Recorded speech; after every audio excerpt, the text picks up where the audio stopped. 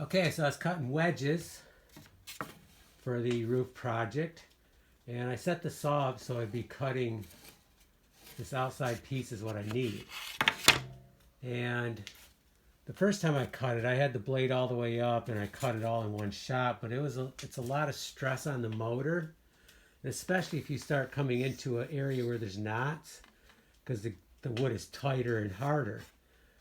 So what I ended up doing, I thought that's crazy. So what I did was lower it to half, make one rip, then raise it and cut the final one off.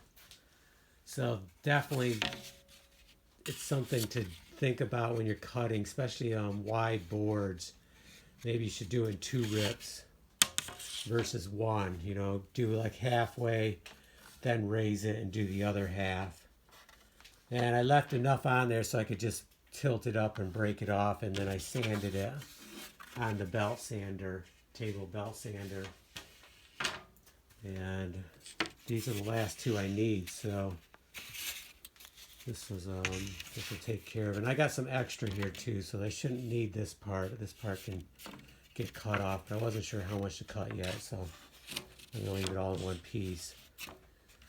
So and the reason I took it off this board is because I made a mistake when I was piling this. I lost about 6 boards started to rot because of the way I piled them. So there's certain things you can do with hemlock, but you know, I just pushed it a little bit too far, and we had rot developing here. So I'll do a separate video on that, but I'm going to get some use out of the board. Unfortunately, this part I don't have a need for right now, and probably will not. But I'm going to set them aside, and who knows, maybe I'll think of some need for that. Okay, so I'm going to build some other stuff in the wood shop. I'm going to do some, now that I got all these pieces, I'm going to change the setup on my saw. I'm going to cut some 2-inch strips. And again, I have some more here, so I'm going to cut 2 inches, because the first 2 inches is good. It's from here over that's not good. So I'm going to cut my 2-inch strips out of here. I have a few more to bring up, because they're pretty long boards, even though there was only like 6 of them.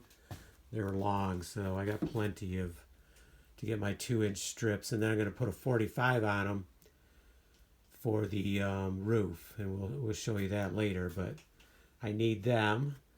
I also need to make some more of the braces, and actually I have my template should be down here. One of these is my template, which did work.